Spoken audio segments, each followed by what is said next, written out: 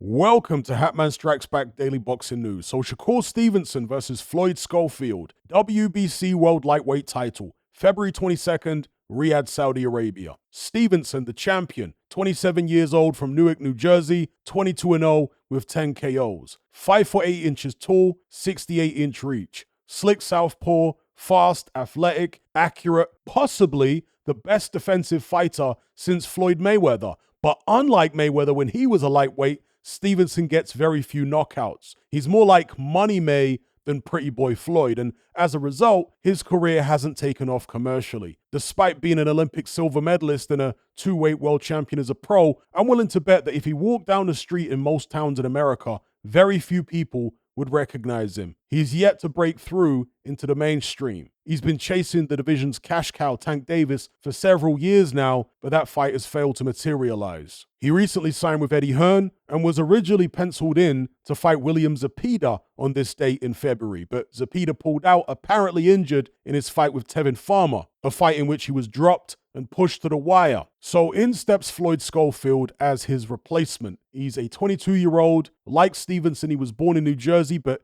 he grew up in Austin, Texas. He's 18-0 with 12 KOs. He apparently had 200 amateur fights, according to Wikipedia. So despite his young age, he's more experienced than you might expect. He's 5'7" tall, an aggressive boxer puncher, switch hitter, good speed, decent power, explosive, and somewhat unorthodox. Likes to lead with power shots, particularly a leaping left hook. His approach can look a little chaotic and disjointed at times, and he has a tendency to take a lot of risks in the ring. And that could be the making or breaking of him against Stevenson. On one hand, Stevenson might find him a bit difficult to read at first, and who knows, maybe he'll get caught by surprise a few times. But on the other hand, if Stevenson can read him and time him, then Schofield's recklessness could play right into Shakur's counterpunching. In fact, his recklessness has resulted in him being cut very badly on 2 occasions, when he's lunged in with a shot and clashed heads with his opponent. I have to favor the champion in this fight because of his experience at world level and his near impregnable defense, but I wouldn't be surprised if Schofield gave him some issues early on. As I say, he's fast, he's athletic, he likes to let his hands go, he puts his shots together well to head and body, and he's willing to run red lights. He's young, he's got tons of energy,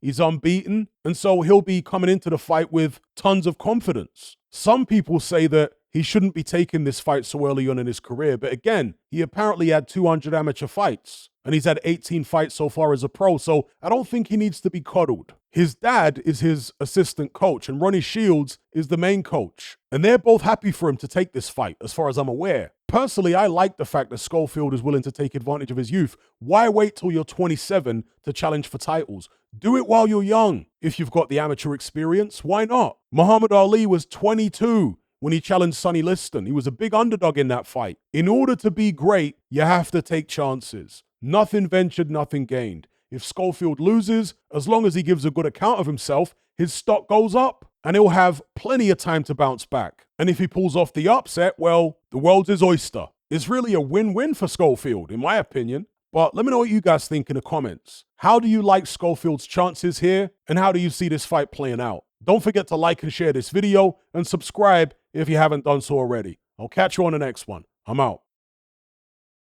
Are you surrounded by mindless bots in human form who adhere to the norm and blindly conform? Who swallow all the mainstream BS and actually ridicule you for questioning things? Do you wish you had more free-thinking individuals in your life to network and converse with? Well, look no further. We're right here. Come and join the Brotherhood of Reason on Patreon. You'll gain access to my weekly topical content where we take deep dives on an endless variety of subjects, as well as my vast back catalogue of podcasts, videos, interviews, movie decodings, and my Confessions of a Nightclub Bouncer series. You'll also get to talk and network with myself and hundreds of other people in our members chat. You can enjoy all this via the Patreon app or on desktop and download all my podcasts in high quality MP3. There's no contract, no commitment. You can cancel at any time, just like Netflix, but it's a hell of a lot cheaper. Just download the app from the Play Store or the App Store, or simply visit patreon.com on a web browser. Then head on over to my page and select the tier called the Brotherhood of Reason. All the links are in the description box below.